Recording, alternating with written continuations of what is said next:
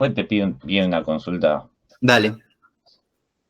Igual, en general, re bien, creo que fue el mejor, en tendencia, el mejor grupo con las respuestas.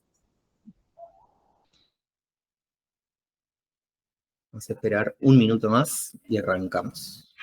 Profe, el último parcial es el 20, ¿no? Sí, Ok. sí. Y ahí creo que nos vamos a conocer en persona, pero yo no sé si nos conocimos ya en el laboratorio. Este cuatrimestre fue un caos. No, nunca, Ahora sí. nunca te vi, así que Encima, la semana que viene parece que hay paro. Si no vi mal. Ok, bueno, yo capaz, a ver si hay algún recurso que podamos usar si llega a haber par. Por suerte nosotros contemplamos los paros en el calendario y entonces pusimos como otras instancias las instancias de recuperatorio, que las instancias de recuperatorio son para recuperar, no son para hacer el examen, no vale no ir al examen y ir al recuperatorio directamente. Pero pusimos esas instancias por las dudas porque nos podía llegar a coincidir. La idea es no cambiar el cronograma, salvo, bueno, que haya una hecatombe, porque el cuatrimestre pasado tuvimos muchos inconvenientes. Pues, bueno. ¿Quién se anima a contarme de qué charlaron con Ailén el jueves, como para empezar a introducir? ¿Se escucha mucho el ruido de fondo? No, está bien. No, está bien. Bien. Bueno, si llega a molestar o algo me avisa. Y cierro la puerta. ¿Qué charlaron con Ailén el jueves pasado? O pongámonos en contexto de la materia. Nosotros dijimos, la estadística nos va a servir si tenemos que resumir información, porque nos da métodos, técnicas, cuando las variables tienen cierta naturaleza, pero también nos sirve para tomar ciertas decisiones, ¿no? Esas decisiones basadas en hipótesis. En general, cuando tomamos una decisión no tenemos información perfecta, no tenemos la información completa, sino que la tomamos a partir de un subconjunto una foto del panorama, ¿no? Tenemos información parcial. Esa información parcial, en términos estadísticos, termina siendo la muestra. Yo podría tomar una muestra, pero ustedes podrían tomar otras muestras. ¿Y qué iba a pasar entre muestra y muestra? Iba a variar la posición o la dispersión o la distribución de esos datos. ¿Qué estuvieron charlando con Aileen el jueves? Un poco de media poblacional, cómo calcular Ajá, el medio poblacional, desvío poblacional, ok, ese cuadrado que creo que es varianza, ajá. y ¿Y ese era la varianza poblacional o la varianza muestral? poblacional, me parece. O no, o muestral. Ese cuadrado muestral. Ese cuadrado muestral. Acuérdense siempre que las poblacionales son las griegas. Muy bien, ¿qué más?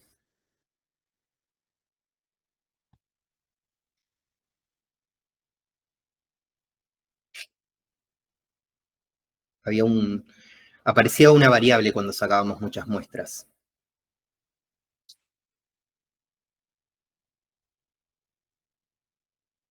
Bueno, repasamos. Esperen que les comparto pantalla. Lo que sí, la computadora es un desastre ya a fin de año. Fíjense cómo tengo el escritorio. Supongo que ustedes deben estar iguales. A ver. Bien. Llegamos al momento de la inferencia.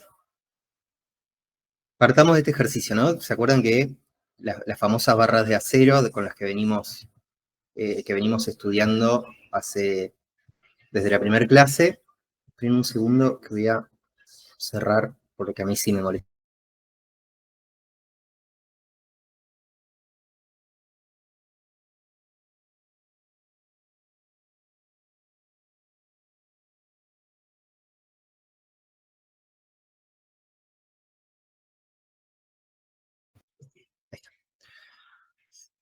Tenemos nuestras barras de acero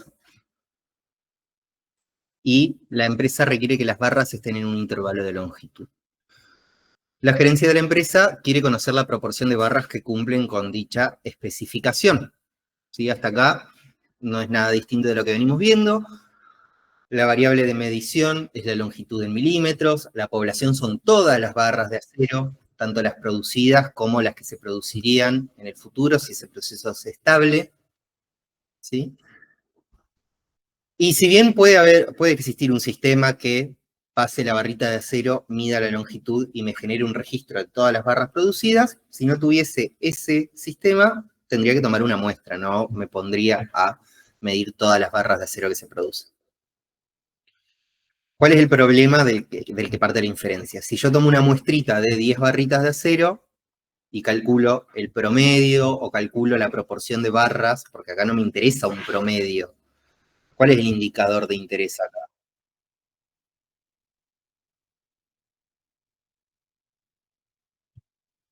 Eso es importante para resolver problemas, porque uno generalmente piensa en el promedio como digo, y no solucionamos todo con el promedio. Acá, ¿qué me importa en realidad? ¿Cuánto se aleja del promedio? ¿Cuánto se aleja del promedio? ¿O qué otro indicador en realidad me daría más información? Porque ahí podría ser la varianza, ¿no es cierto? Claro. ¿Qué indicador me dice si cumple o si no cumple esa especificación? Porque ¿qué significa que el promedio, por ejemplo, de barra sea 250 milímetros? Significa que hay barras que tienen 250, pero hay barras que tienen más y hay barras que tienen menos. Pero ¿qué indicador de los 3 indicadores grandes que vimos me resolvería este problema? Uy, se O sea, lo que rompió. le interesa a la empresa es las que están en el intervalo más menos 0,6 milímetros. Exacto. ¿Y con qué puedo? El desvío. ¿Ves? Por una proporción, ¿no? Es decir, yo quiero la proporción de barras que cumplen. Está bien, vos con el desvío podés usar regla empírica si la distribución es normal para ver qué barras están qué cantidad de barras están en este intervalo, pero si tuviese los datos podría directamente calcular la proporción de barras que cumplen este criterio, ¿no? ¿Cuál va a ser el problema? Que yo voy a tomar 10 barritas, voy a calcular la proporción de barras que cumplen y me va a dar 95%. Alguno de ustedes va a tomar otra muestra y les va a dar 98%. Alguna de ustedes va a tomar otra muestra y le va a dar 89%. ¿Y cuál es el real? ¿No? ¿Cuál es la proporción poblacional que denotamos con pi en general? Y nunca la vamos a conocer, salvo que tengamos información de todas las barras. Sin embargo, lo que yo puedo hacer es tomar una muestra, ¿no? Tomo una muestra 1, esa es la mía. Y yo ahí voy a tener p estimado 1, la proporción que yo estime. Uno de ustedes va a tomar una muestra 2 y va a tener una proporción estimada 2. Alguien va a tomar una muestra 3. Digo, en la práctica se toma una sola, por eso confiamos, que ahora vamos a ver el concepto de confianza, confiamos en que nuestra muestra es buena. Pero en este ejercicio es teórico, ¿no? Una muestra 3 va a tener una proporción 3. Y así podemos tomar n muestras, ¿sí? Y tener p proporciones estimadas, ¿sí? Si yo tomara cada una de estas estimaciones como un dato, ¿sí? Si yo tomara cada una de estas estimaciones como un dato, porque mi variable x es la longitud en milímetros de las barras, ¿sí? Entonces yo tengo acá una variable p, que en realidad es la proporción muestral de la longitud de barras que cumplen, ¿sí? Si yo hago un histograma de esta variable p, en mi variable p, acá en mi variable x, cada unidad de análisis es la barrita, ¿no? Cada barrita es la unidad de análisis, y la variable es la longitud de esa barrita. En mi variable p, cada unidad de análisis es una muestra posible. ¿Se acuerdan el combinatorio que vimos una de las últimas clases? Que yo podía, de un tamaño n, podía tomar un montón más de muestras. Entonces, cada muestra posible es mi unidad de la variable P. Y P, la variable, es la proporción que yo observo de barras que cumplen en cada muestra posible. Si yo hago un histograma de todas esas proporciones, ahora lo vemos más, con más didáctica, pero si yo hago, esto sería P estimado, ¿no?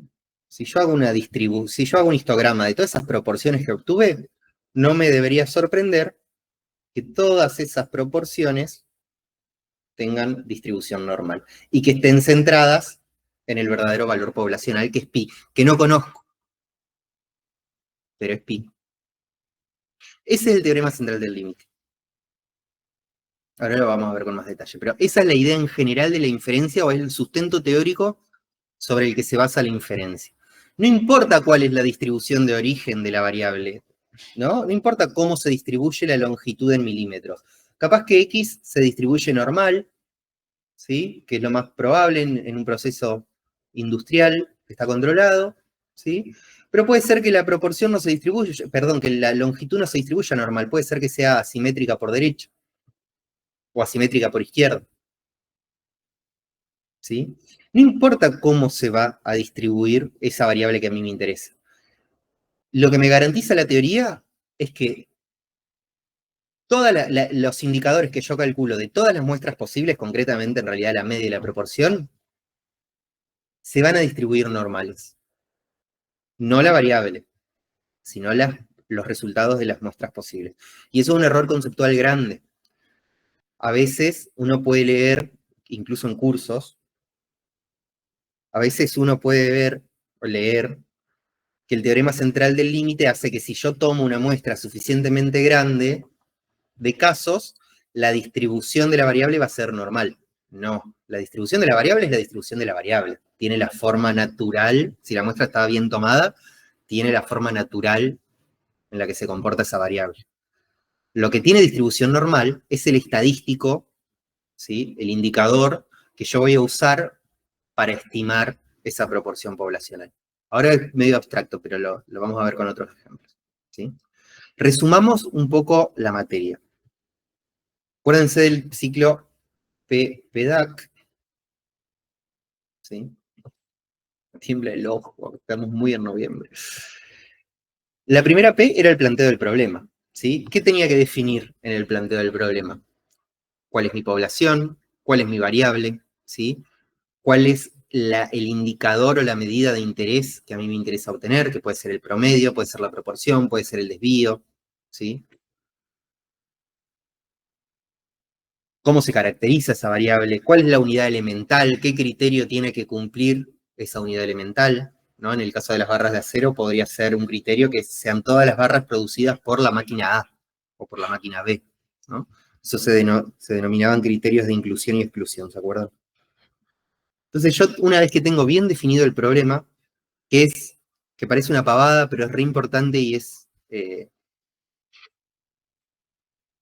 un determinante en el análisis que hagamos, porque si no definimos bien el problema, el resto va a estar mal hecho, el resto del análisis.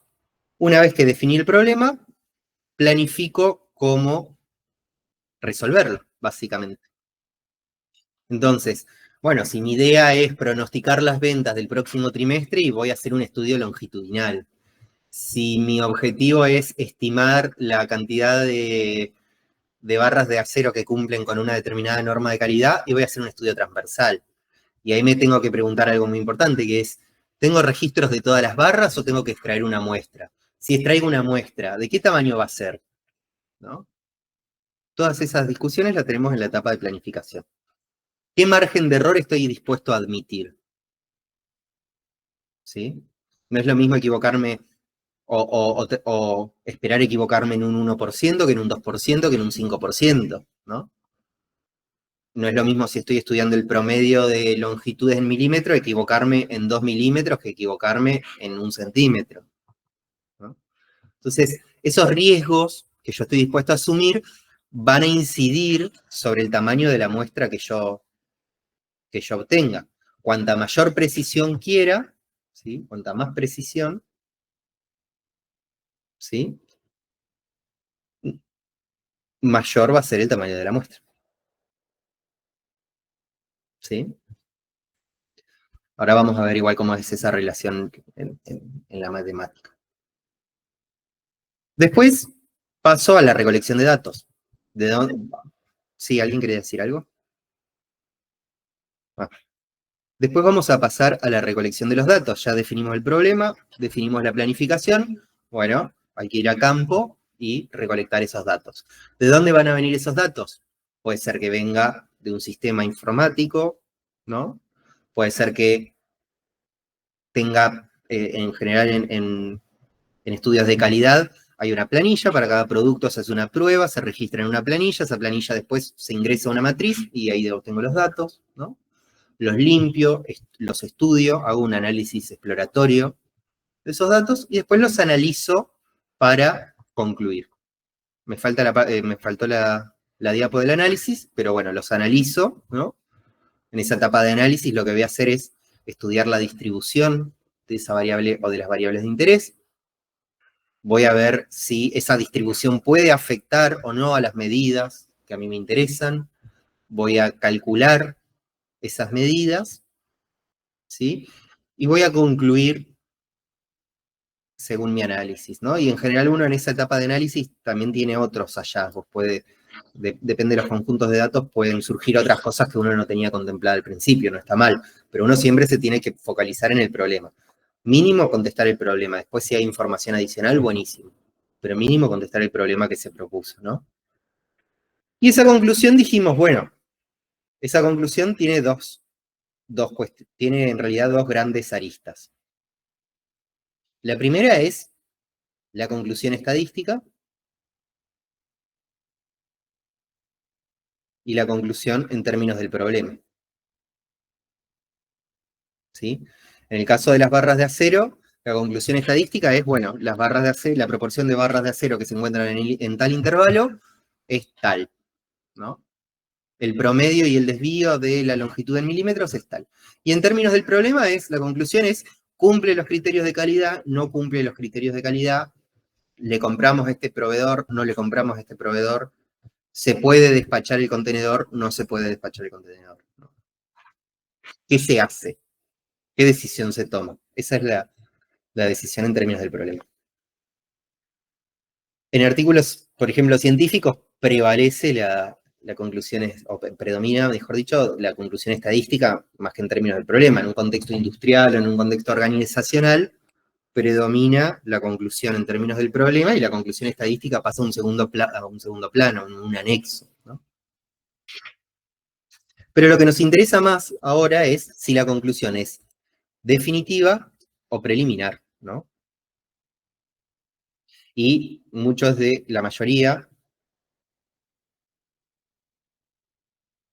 contestaron bien esa consigna, que de qué depende si es preliminar o definitiva.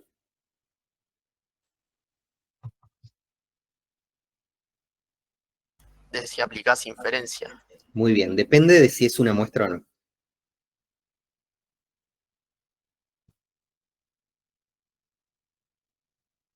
¿Por qué depende de si es una muestra o no? Porque si es una muestra, ¿sí?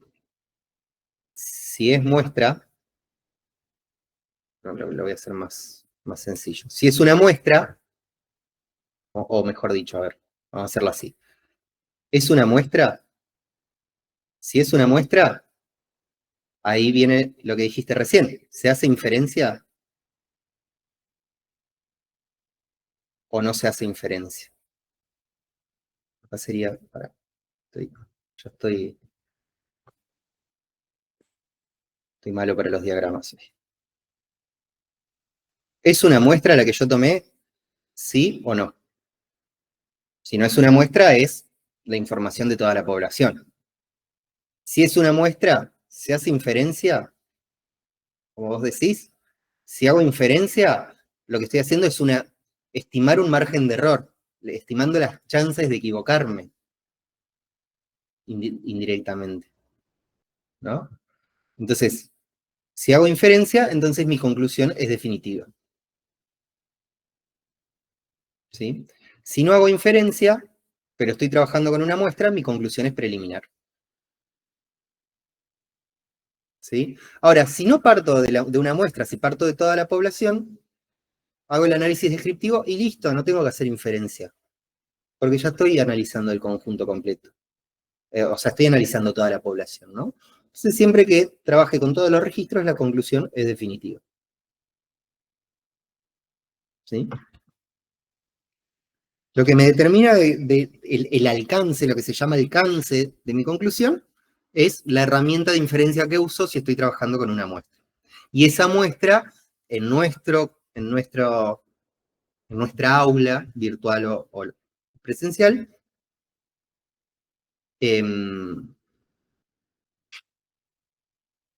esa muestra es probabilística. ¿Sí? En la práctica, muchas muestras, sobre todo en encuestas, las muestras no son probabilísticas y se calculan márgenes de error igual. Se hace como una inferencia, entre comillas. Y digo entre comillas porque la muestra no es probabilística, no es aleatoria y por ende las técnicas que usamos no tienen sentido. ¿Sí? Siempre las técnicas que usemos en nuestra materia y en todas las materias, las conclusiones que obtengamos van a ser válidas siempre que esa muestra sea probabilística, es decir, controlemos la estructura de probabilidad de las unidades seleccionadas. Con el diseño que sea, muestreo aleatorio simple, que es el que vemos acá, estratificado por conglomerado, sistemático, etc. ¿Sí? Ahora los charlamos un poco.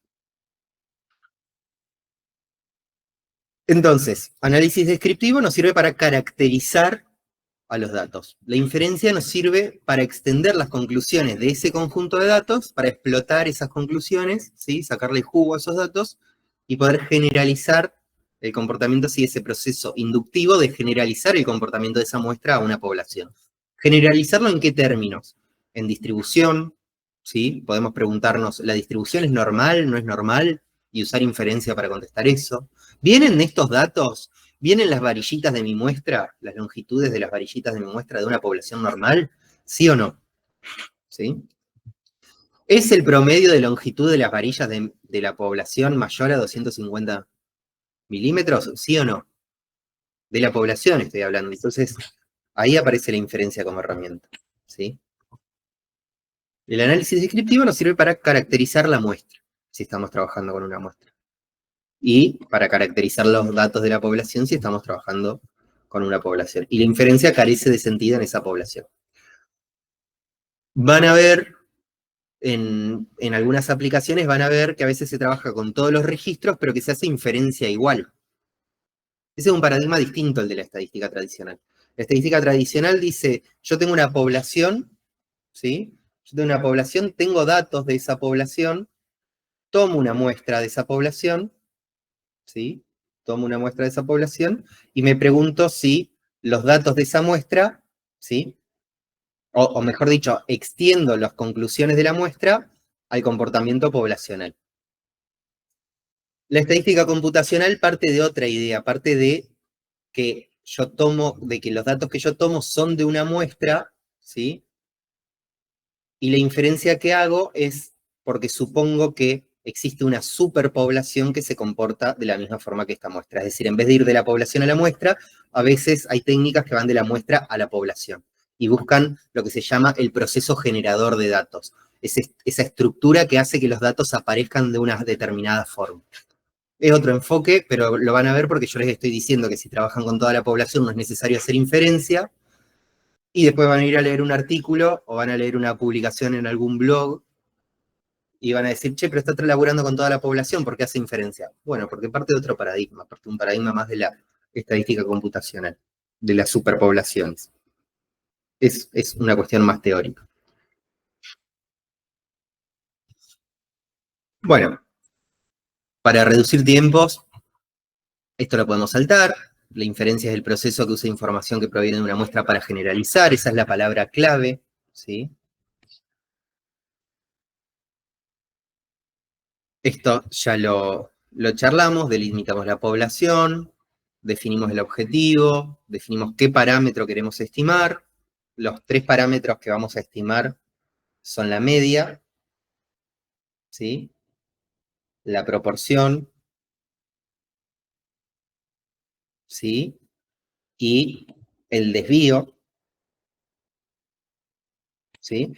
Pero cualquier parámetro, sobre cualquier parámetro yo puedo hacer inferencia, ¿sí? Puedo hacer inferencia sobre un mínimo, sobre un máximo, puedo hacer inferencia sobre un coeficiente de correlación. ¿Conocen el coeficiente de correlación de Pearson? Yo tomo una muestra, mido dos variables sobre esa muestra y veo si están correlacionadas o no, ¿no? Entonces supongamos que el coeficiente de correlación de Pearson, creo que era un ρ, me da 0,18, ¿no? Pero esto ese coeficiente de correlación es sobre una muestra, entonces yo me puedo preguntar, ¿realmente están correlacionadas en la población? Entonces, ¿qué planteo yo ahí? Inferencia. Genero un margen de error sobre ese coeficiente de correlación y veo qué tanto me puedo llegar a equivocar. O cuando veíamos tablas de contingencia, ¿se acuerdan que decíamos, bueno, hombres, mujeres, partido A, partido B, el 25% de los hombres vota al partido A, ¿no? 25% de los hombres vota al partido A, el 75% al partido B, y en las mujeres el 28% vota al partido A y el 72% vota al partido B. Y nosotros decíamos, che, si hay diferencias en las probabilidades condicionales, esas variables no son independientes. Pero dijimos, muchas veces yo hago este análisis tomando una muestra. Entonces, ¿son estas diferencias entre 25 y 28%, son realmente significativas en la población o puede ser un error de la muestra que tomé? ¿No? Y eso lo resuelvo con inferencia. Y estimo un margen de error sobre esas diferencias y veo qué tanto me puedo llegar a equivocar si asumo realmente que mi población se comporta como esta muestra. ¿Sí? Nosotros nos vamos a concentrar, para entender bien la idea, en la media, la proporción y el desvío. Entiendo que en Fundamento de Ciencias de Datos ven regresión. ¿Ya empezaron a ver eso? Sí. Bien. ¿Cuál es la idea de la regresión? Ustedes plantean que hay una variable y, ¿sí?, que depende de una variable x. Y le asignan, cuando hacen inferencia, le asignan un componente de error, ¿no? Entonces, ¿cuál es la idea de la regresión lineal? Yo tomo, configuro, o sea, armo la estructura matemática, resuelvo el sistema de ecuaciones y obtengo los parámetros de esa ecuación, ¿no? ¿Con qué lo hacen? ¿Con R o con Python? Bueno, igual los dos devuelven. Por ejemplo, yo digo, bueno, este beta, el beta de X, ¿no? Es igual a 1,55, qué sé yo, por ejemplo. Estamos estimando, por ejemplo, bueno, no importa que estamos estimando, pero ¿cuál era la interpretación del beta, si beta es 1,55? De paso repasamos fundamentos.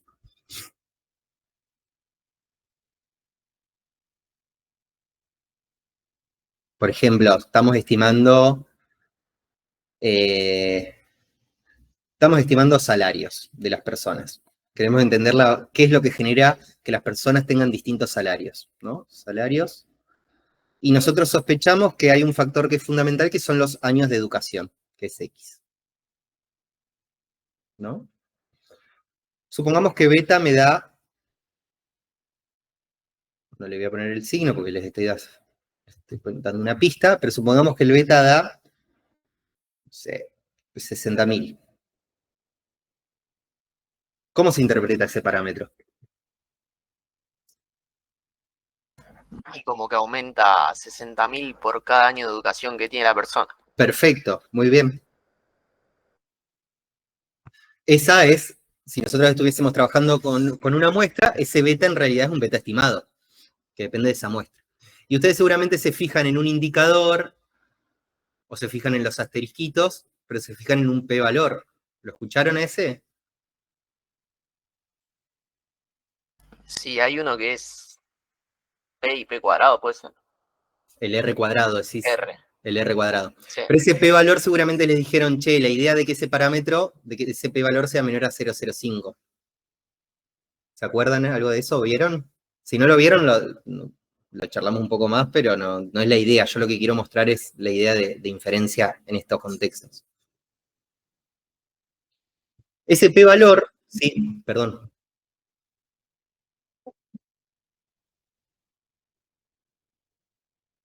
Bien, ese p-valor resulta de preguntarse, ¿es realmente distinto de 0?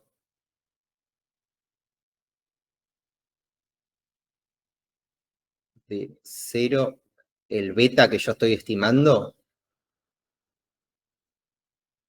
¿no? Entonces yo parto de una hipótesis, que se llama hipótesis nula, que esto, por más de que no viene a colación de lo que vamos a hacer ahora, nos viene útil porque vamos a usar una prueba de hipótesis. Yo parto de una hipótesis donde digo, che, para mí, sumar años de educación no suma al salario. Esa es mi hipótesis de partida. Para mí, beta estimado es 0. ¿Sí? Para mí, beta estimado es 0. Y ese p-valor es una técnica de inferencia, concretamente de prueba de hipótesis, que con información de la muestra me dice qué tanto me puedo llegar a equivocar o no al afirmar esta idea, de que beta es igual a 0. Si p-valor es menor a 0,05, rechazo esta idea de que beta es 0, ¿sí? Y me quedo con la hipótesis alternativa de que beta es distinto de 0. Fíjense que esta estimación, la inferencia, la vamos a aplicar nosotros en procesos univariados, pero se extiende toda la estadística hacia uso de la inferencia, ¿sí? Porque es la parte más mágica, digamos. Es lo que nos termina ayudando cuando tenemos información incompleta. Bien, ¿dudas, inquietudes hasta acá? ¿De qué es lo que vamos a hacer concretamente? ¿O en qué cambia lo que venimos haciendo con lo que vamos a hacer? Nosotros vamos a definir un indicador, ¿sí? La media, la proporción, la varianza. Si nosotros calculamos, esto lo venimos diciendo de la primera clase, si nosotros calculamos ese indicador en la población, ese indicador se llama parámetro. Si calculamos ese indicador en una muestra, ese indicador se llama estadístico, ¿sí? Y nuestra idea con inferencia va a ser evaluar qué tan lejos está ese estadístico del parámetro, o qué tanto nos podemos equivocar cuando asumimos que ese estadístico es igual al parámetro, ¿sí?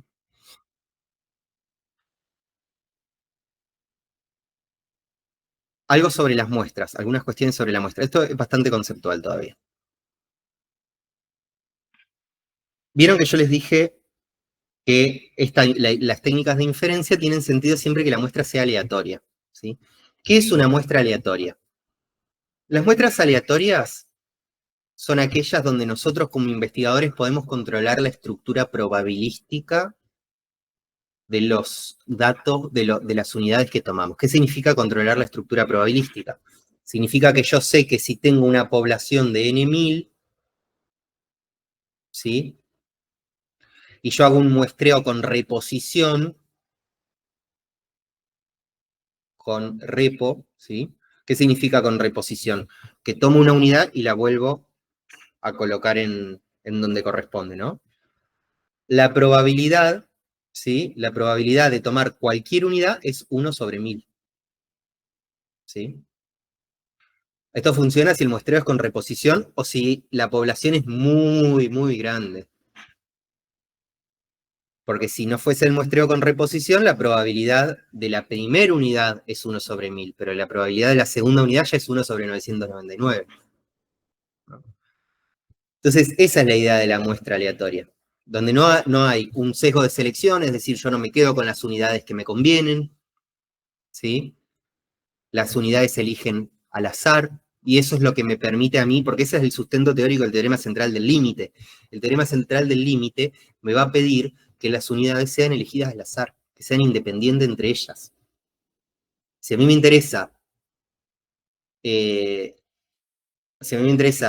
conocer o estimar la proporción de votos de las próximas elecciones, y tomo no sé, voy a la plaza y encuesto a 4 personas que andan caminando juntas en la calle, esas 4 personas pues, van a tener cierto sesgo de selección, porque existe un sesgo de selección de con quién uno se relaciona. Por más de que ustedes me digan, no, yo tengo amigos que opinan distinto a mí, sí. pero es menos probable. Entonces, el muestreo aleatorio nos garantiza eso, que las unidades no incidan sobre las otras unidades, ¿no? Las muestras no aleatorias son mucho más baratas, ¿sí? Pero en general están sesgadas. ¿Qué significa eso? Que hay muchísimos mecanismos que provocan que no la pueda generalizar a una población. Como este caso, si yo hago una encuesta, por ejemplo, hago una encuesta y le digo a todos mis amigos, les paso una encuesta de Google Form y le digo, che, por favor, complétenme esta encuesta y mándenselo a algunos conocidos que cumplan tal condición y que la contesten, por favor, porque estoy haciendo una investigación. Y ahí hay una bola de nieve de sesgos, digamos, porque yo se lo voy a pasar a personas con las que tengo cierta confianza, esas personas van a coincidir o no coincidir, o coincidir en mayor o en menor medida, con ciertas formas de pensar mías, las personas a las que se las van a enviar ellos también van a coincidir en mayor o menor medida con las formas de pensar de ellos, ¿no? Y es como que todos nos terminamos aplaudiendo entre nosotros. ¿Qué es lo que pasa en la práctica? Muchas veces se hacen muestras no aleatorias, porque es mucho más barato que una muestra aleatoria, y a veces es lo único que se puede hacer, porque yo para hacer una muestra aleatoria necesito un listado de los casos. ¿Sí? A mí me pasó una vez en una consultoría que tenía que hacer me habían pedido una muestra aleatoria de empresas, porque querían encuestar empresas. Bueno, me explicaron qué era lo que ellos necesitaban, ellos clasificaban a empresas en chicas, medianas y grandes, me dijeron que necesitaban casos, más o menos con la técnica, me orientaron en qué era lo que quería, bueno, yo armé el diseño. Hice la selección aleatoria de empresas, me río para no llorar, hice la selección aleatoria de empresas, se las pasé, y no le servía a ninguna de las empresas que estaban en el padrón. Y digo, bueno, pero son las que están elegidas al azar, entonces agarrá el padrón de empresa, buscá la que te gusten a vos y listo, digamos, ¿no? En general, en la práctica se usan muestras no aleatorias. Primero porque no tengo el padrón de todas las unidades posibles para mostrar. Eso ya había sido un problema, yo se lo comenté porque nobleza obliga, no les interesó, bueno. Primero eso, tengo que tener un padrón completo. Segundo, tengo que poder acceder a todas esas unidades. Si estoy haciendo una encuesta, hay barrios a los que no voy a poder entrar. Hay personas a las que no las voy a encuestar, porque me genera desconfianza, por lo que sea, ¿no? Entonces, las sesgo. Hay sesgos por selección. Y ahí no puedo hacer inferencia. Digo, puedo hacer inferencia, me va a dar un resultado, pero ese resultado no es teóricamente correcto. ¿Sí? Qué bronca lo de las empresas, me acuerdo y me da bronca. ¿Qué tipo de muestras hay? La que nosotros vamos a usar es la más básica y es la base sobre la que se generan los otros tipos de muestreo, que es la muestra aleatoria simple, ¿sí? En la muestra aleatoria simple, que vamos a decirle, o lo vamos a ver como MAS, tenemos una población que en general la consideramos infinita, ¿sí? Y seleccionamos n elementos de esa población, cada uno con la misma probabilidad de ser seleccionado. Fíjense que si la población no fuese infinita, esta misma probabilidad no existiría. ¿Sí? Yo digo muestras muy grandes porque por convergencia, cuando la muestra tiende a infinito, las probabilidades de selección tienden a ser iguales. Pero también podría tener una muestra aleatoria sistemática. Por ejemplo, quiero estimar el promedio de alcoholemia el viernes a la noche en una avenida. Y selecciono 1 cada 5 autos que pasan, ¿no? O quiero estimar la satisfacción de atención ciudadana en un organismo que no tiene ningún mecanismo de encuesta. Entonces selecciono una persona que fue a hacer trámites cada 10 personas. ¿Sí? Esa es la idea de la muestra aleatoria sistemática. Y después tengo dos tipos de muestras, ¿sí? Que inciden mucho sobre la variabilidad que voy a obtener. La muestra aleatoria estratificada, lo que voy a hacer es, tengo mi población, ¿sí? Tengo mi población, y lo que voy a hacer es dividir esa población en grupitos que son iguales hacia adentro. ¿Qué quiere decir que sean iguales hacia adentro? Que todos compartan una misma condición. Por ejemplo, no sé, estratificar por género. Entonces tengo hombres, mujeres, otros. ¿no? Y hacia adentro de cada estrato, hacia adentro de cada grupo, selecciono n unidades al azar, por ejemplo, ¿sí?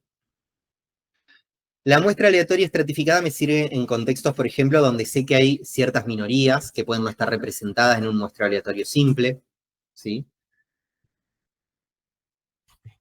O cuando me interesa, por ejemplo, comparar entre grupos, como hacíamos con las tablas de contingencia, ¿sí? Que comparábamos entre grupos, hacíamos estimaciones por grupo. La muestra aleatoria por conglomerados, que esto es, ¿ustedes conocen la técnica de clustering? ¿O todavía no ven eso? Capaz que es de minería de datos, o la charlaron capaz en inteligencia artificial o en alguna otra materia. Me suena el nombre, pero no me acuerdo qué era. Ok, el clustering es una técnica multivariada, donde yo tengo muchos datos, muchas variables de cierta cantidad de individuos, y con todas esas variables armo grupitos de individuos que se parecen entre ellos. Es un tipo de modelo no supervisado. ¿Por qué hago esta aclaración? Porque el clustering lo que busca es armar estratos, es un poco confuso. El clustering, la técnica de clustering busca hacer grupos homogéneos entre ellos, hacia adentro, y maximizando las diferencias que hay entre los grupos. Y la muestra aleatoria por conglomerados busca lo contrario, por eso digo es un poco confuso. Porque lo que hace la muestra por conglomerados es tomar esa población, ¿sí? Tomar esa población y tratar de hacer grupos que tengan la mayor variabilidad posible entre ellos, ¿sí? O sea, trato de buscar grupos que sean variables hacia adentro, para poder obtener la variabilidad de la población de la mejor forma. ¿Por qué haría una muestra aleatoria por conglomerados? Porque no tengo plata para muestrear, ¿sí? La muestra estratificada en general baja la variabilidad de la estimación, hace que la estimación sea más precisa. Y la muestra aleatoria por conglomerados la aumenta. ¿Pero por qué yo aumento la variabilidad de la estimación? Pues no tengo plata, ¿sí? ¿En qué caso se usa la muestra aleatoria por conglomerados? Y por ejemplo, si quiero hacer una encuesta, a nivel, no sé, el INDEC hace la encuesta permanente de hogares, ¿no? Y no muestrea todas las localidades, sino que toma conglomerados, ¿no? Entonces tengo, por ejemplo, Entre Ríos, no se rían, Entre Ríos, y Entre Ríos lo divido en conglomerados, que pueden ser los departamentos. ¿Sí? Primero selecciono aleatoriamente ciertos conglomerados, por ejemplo, el conglomerado Paraná y el conglomerado Concordia. ¿Sí? Que los puedo seleccionar en base, por ejemplo, a la densidad poblacional. Y hacia dentro de cada conglomerado tomo aleatoriamente ciertos hogares, tomo aleatoriamente ciertas muestras, ciertas unidades, perdón. ¿Sí? Entonces, fíjense la cantidad de diseños que puedo llegar a tener. Y puedo tener diseños complejos. ¿Sí? Puedo tener diseños complejos. Por ejemplo, puedo tener un diseño por 3 etapas, donde primero decido conglomerados, hacia dentro de cada conglomerado selecciono estratos, y dentro de cada estrato hago un muestreo aleatorio simple. ¿Sí? Que es lo que se hace en general en las encuestas multipropósito. Pero lo importante de todo esto es que no importa el diseño que yo use, controlo la estructura probabilística de las unidades si tengo el listado completo de esas unidades.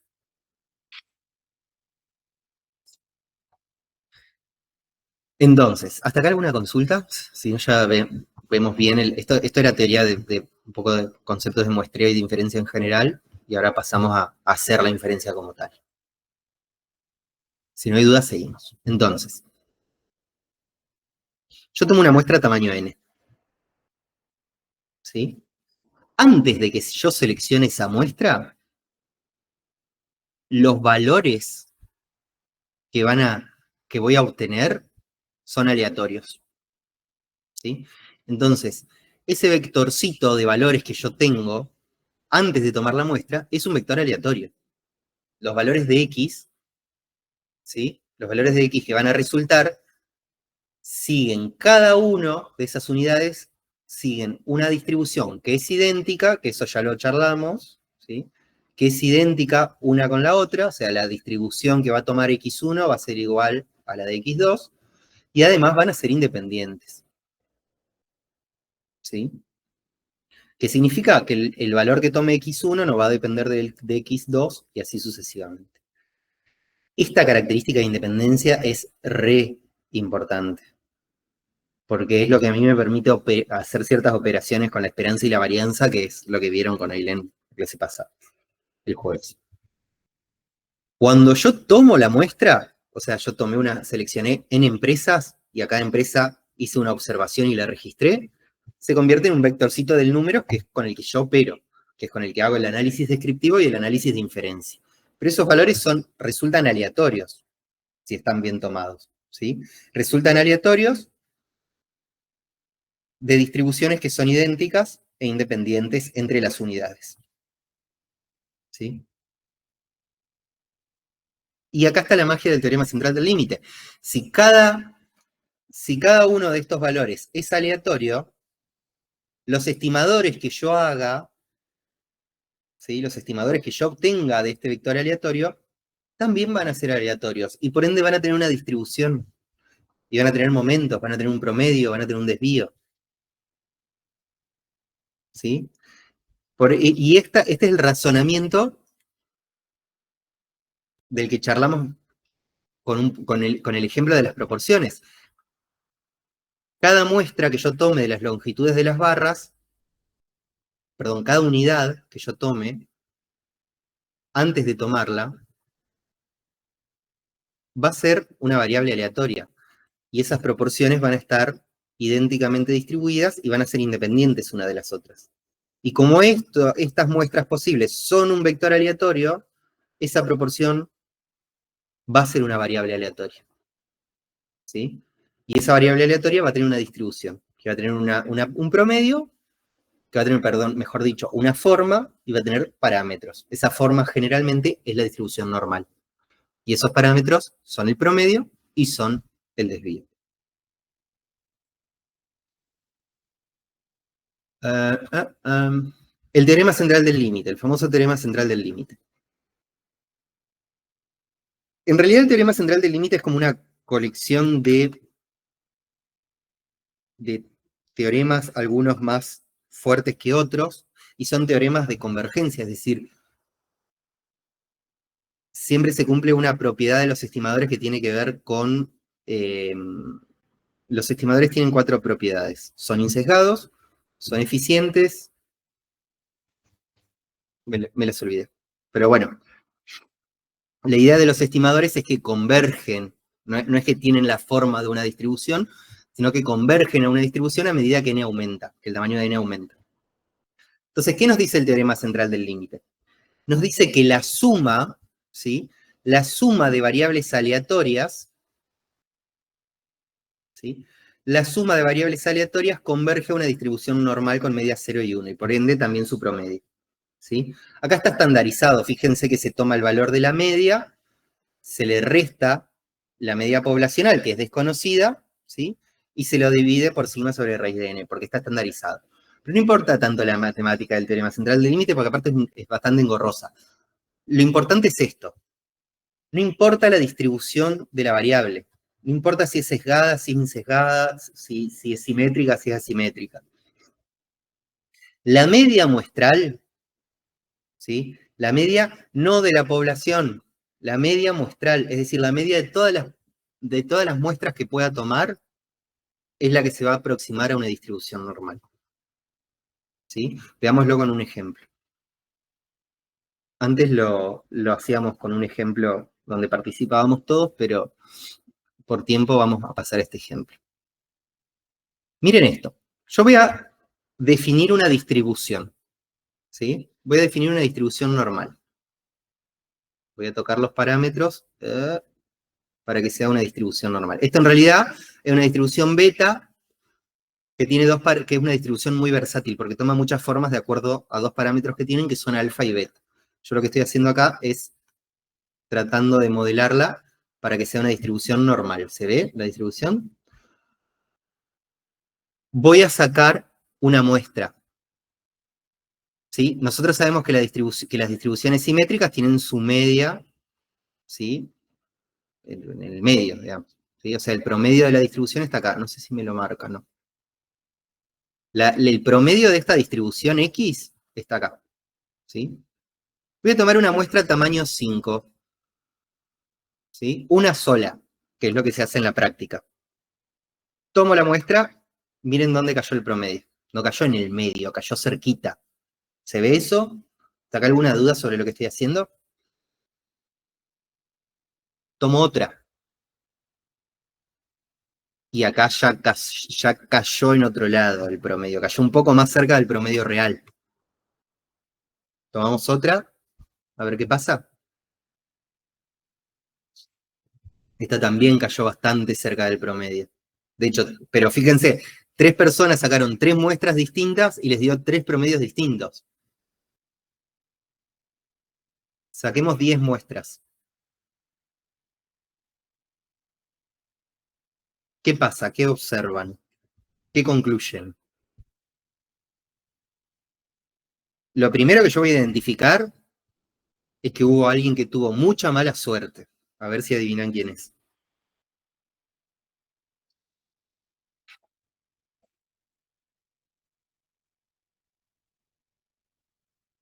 Y se pueden razonar por qué tuvo mala suerte. Fíjense que yo lo que estoy haciendo es sacando 5 unidades, que son los puntitos que caen, calculo el promedio, y ese promedio cae a una distribución nueva. Es decir, esta distribución que está al final es la distribución de los promedios de las muestras que obtengo. Vos ahí sacaste 5, profe.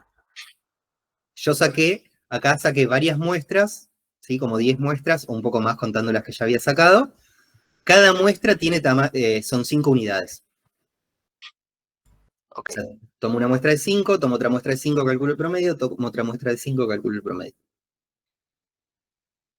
Por eso yo lo que les digo acá es, una de las personas que tomó la muestra acá tuvo mucha mala suerte.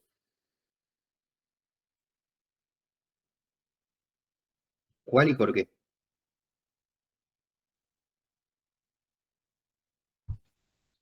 O partamos desde otro punto de partida. Los promedios en general de las muestras que tomé, ¿a dónde están?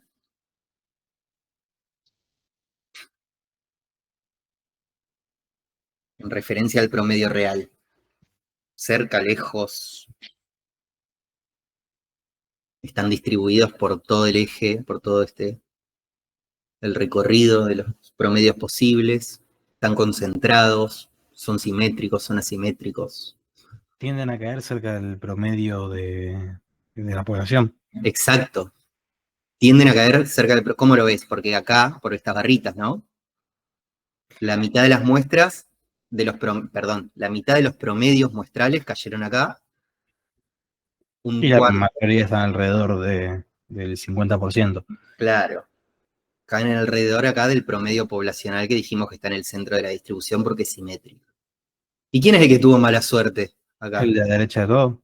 Este. 5 valores muy altos que sesgaron el promedio. Exacto, muy bien. Alguien acá tomó una muestra aleatoria, tuvo mucha mala suerte, en esa muestra tomó unidades que tenían valores muy altos y el promedio le quedó mucho más a la derecha que el promedio poblacional. ¿No? Saquemos más, saquemos 50 muestras. ¿Qué es lo que pasa? ¿Qué observan? Saquemos más. Hay una convergencia, ¿no? Poco a poco se va armando una forma normal. Se va armando una distribución normal de las muestras tamaño 5 que tomé de esta distribución. Y esta es la distribución del estimador de la media muestral. Y es la base teórica que a nosotros nos ayuda a tomar una sola muestra y a hacer inferencias sobre el parámetro poblacional. Porque yo de todas estas muestras que tomé, en realidad voy a tomar una. Y voy a confiar en que no fue la muestra del que tuvo mala suerte. Voy a confiar en que fue una de las muestras que caen con más, de los promedios muestrales que caen con más frecuencia, que cuáles son, los que están cerca del promedio poblacional. ¿No? ¿Hasta acá alguna duda? ¿Alguna inquietud? Si no, vamos a otra particularidad del teorema central del límite. ¿Y eso pasa solo si la población del draw tiene forma normal o con cualquiera? No termino de Con entender. cualquiera. Mira, pero con cualquiera, pero si se cumple una condición. Ahora la vemos. Pensemos en una exponencial o en una chi cuadrado. Acá voy a sesgar, ¿no? Supongamos que son los ingresos de las personas. Tomo 50 muestras.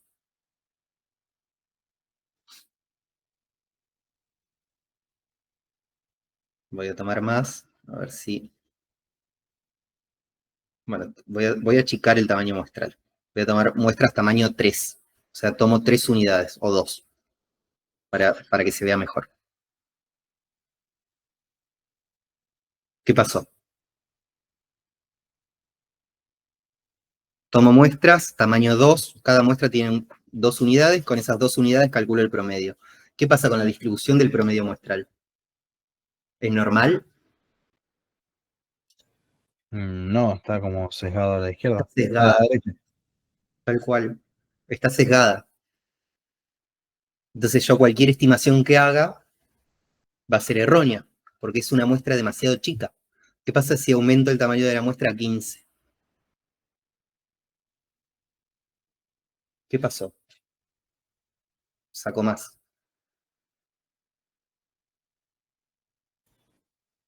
¿Qué es lo que pasa con los promedios muestrales?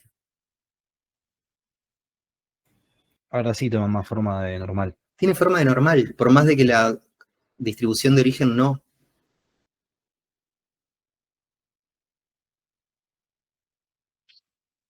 Es decir, que no importa la distribución de origen, no importa si es súper sesgada, o sea, el sesgo, la simetría sí importa porque cuanto más asimétrica sea, mayor tamaño muestral voy a necesitar para que mi estimación no esté sesgada.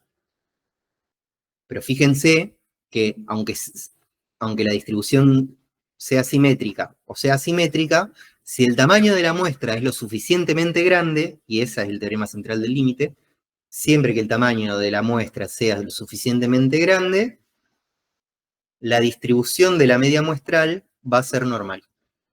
No la distribución de origen. La distribución de origen es esta chi cuadrado o esta...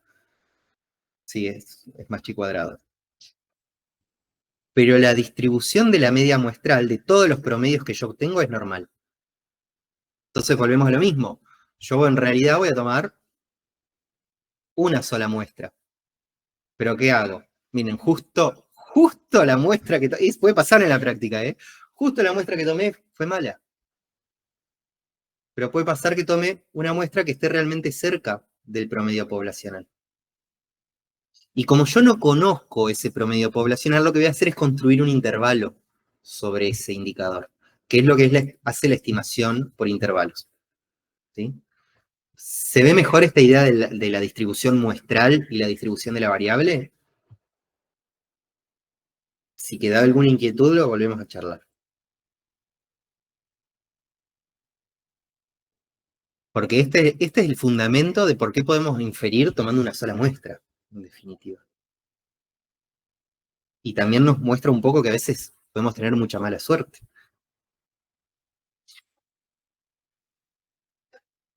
Bien. Ay, ¿dónde está? Acá. Entonces, si la variable aleatoria x, o sea, si mi variable de origen tiene distribución normal, fíjense que con 5 datos locos, nosotros ya hacíamos una buena estimación del promedio. ¿Sí? La media muestral, si la variable aleatoria x tiene distribución normal, su media muestral también va a tener distribución normal, no importa el tamaño de n. Ahora, si está sesgada, como vimos en el segundo caso, si mi tamaño muestral es lo suficientemente grande, el teorema central del límite se puede usar para hacer inferencia, ¿sí? Porque la media muestral va a tener distribución normal. ¿Qué es un tamaño suficientemente grande? Bueno, no existe respuesta para esto, lamento decirles.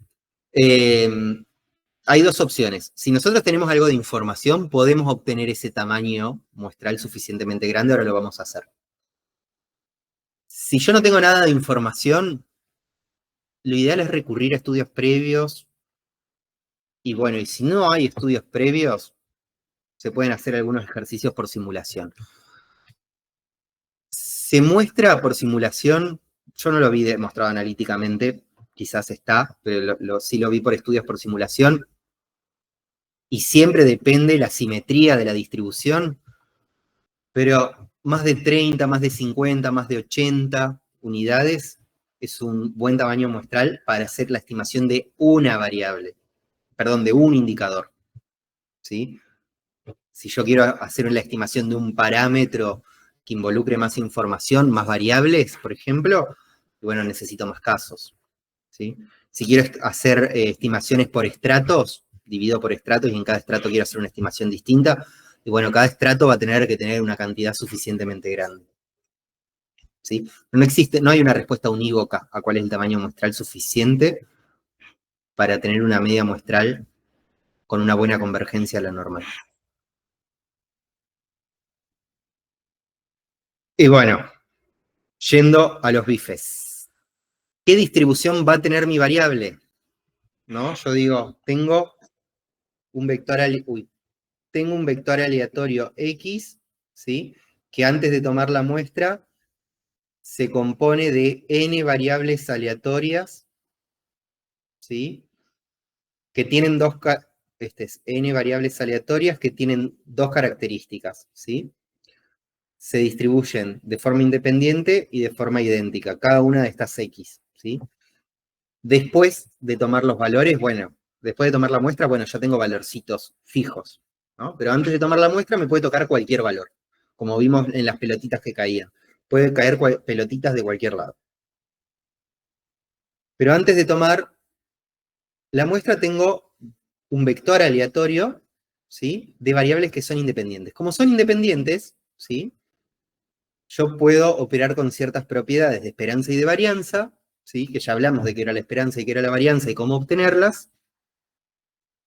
Y a partir de ello puedo conocer la distribución del estimador, ¿sí?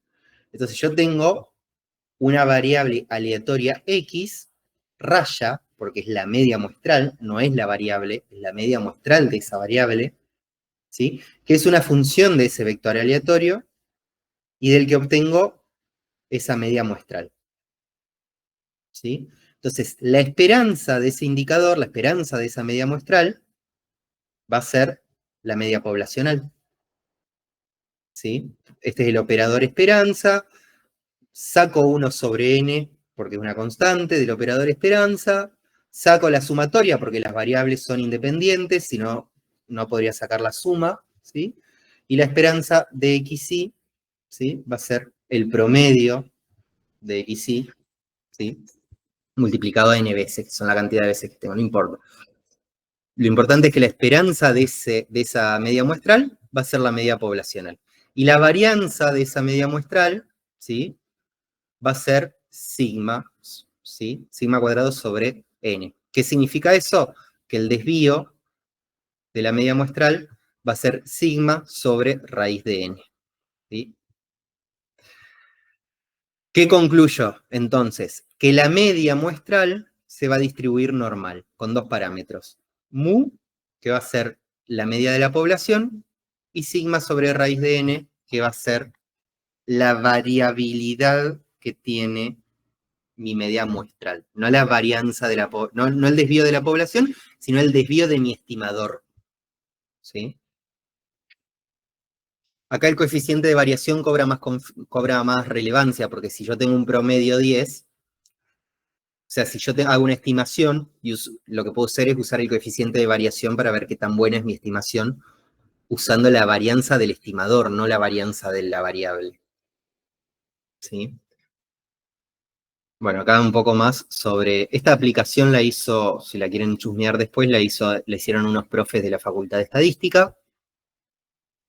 La idea es, fíjense que yo tengo un tamaño muestral, simulo 1000 muestras de una distribución normal, con una muestra de tamaño 5, ¿sí? yo ya tengo, esta es la distribución de la media muestral, ya tengo una distribución normal. Ahora, si no uso una distribución normal, fíjense cómo se sesga, ¿sí?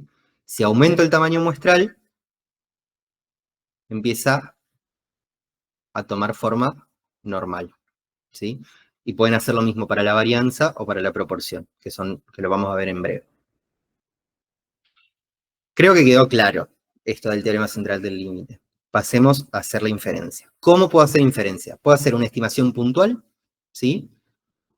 Donde yo tomo un estimador, por ejemplo, tomo la media muestral, ¿sí?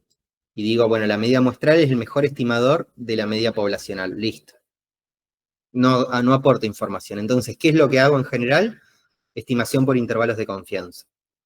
¿Qué es lo que hago en la estimación por intervalos de confianza? Digo, bueno, la media poblacional va a estar contenido en un intervalo que va a ser la media que yo obtuve menos un error y la media que yo obtuve más un error. ¿Sí? Es decir, le hago un intervalo al valor posible de la media poblacional. ¿Sí? Y otro tema, otra forma de hacer inferencia, que vamos a comentarla, pero no la vamos a desarrollar en teoría, es la prueba de hipótesis, donde yo puedo preguntarme, donde yo digo, la media muestral, por ejemplo, donde me puedo preguntar, ¿es la media muestral o el promedio de la... ¿Es la media muestral igual a 250 milímetros? ¿No? No sé qué planteo ahí. Planteo una hipótesis donde digo que la media muestral es igual a 250 milímetros. ¿Sí? Y uso los datos que obtengo de esa muestra para ver si hay evidencia estadística que permita rechazar o no esta hipótesis de partida. ¿Sí? De eso se trata la prueba de hipótesis. La usan todo el tiempo, ese p-valor de la regresión es una prueba de hipótesis. Pero nos vamos a concentrar en la estimación por intervalos, ¿sí? Que es como la antesala de la prueba de hipótesis. Entonces, ¿cómo hacemos inferencia? Definimos el estadístico que nos dé información sobre ese parámetro, ¿sí? O sea, tomamos un estimador. El estimador que vamos a usar del promedio poblacional va a ser el promedio muestral, ¿sí? El único indicador que es distinto es el de la varianza, porque en la varianza poblacional, sigma, ¿sí? Es igual a la suma de los valores menos el promedio elevado al cuadrado sobre n, ¿sí? Y el estimador de la varianza poblacional es ese, perdón, esto es sigma cuadrado. Es ese cuadrado donde tomamos la suma, ¿sí? De los valores menos la media al cuadrado dividido n menos 1. ¿Sí? Ese es el único estimador que va a cambiar en nuestro caso, donde se hace esta pequeña corrección que son los grados de libertad. Yo tengo que entregar un caso para estimar la varianza, porque ya me gasté una ficha estimando el promedio. Esa es la idea del grado de libertad. Es como una moneda de cambio en la estadística del grado de libertad. Cuanto más parámetros quiera estimar, más grados de libertad voy a perder. Acá ya estimé el promedio. Para estimar la varianza necesito el promedio. Entonces pierdo un grado de libertad. Si el tamaño de la muestra es muy grande, carece de relevancia, porque es n-1. O sea, no es lo mismo si tengo 10 unidades, donde la varianza se va a inflar porque pierdo una unidad, a que si tengo 1000 unidades, donde no se va a inflar de la misma forma. Pero siempre para el estimador, los estimadores más comunes que vamos a usar van a ser estos, que son los estimadores de máxima verosimilitud. Seleccionamos una muestra de la población, ¿sí? Vamos a los bifes, seleccionamos una muestra y calculamos el estimador, con el estimador, ¿sí? Calculamos ese indicador, ¿sí? Listo, en la estimación puntual terminamos. Ahora, ¿cómo construimos el intervalo de confianza? ¿Sí? Esto lo vamos a ir charlando, lo vamos a ir repasando, pero a modo de resumen, decimos la media muestral se distribuye normal con promedio mu, que es el valor poblacional de la media, y desvío sigma sobre raíz de n. La proporción muestral, ¿sí? Se va a distribuir normal también bajo ciertas condiciones. Se va a distribuir normal con media pi, que es la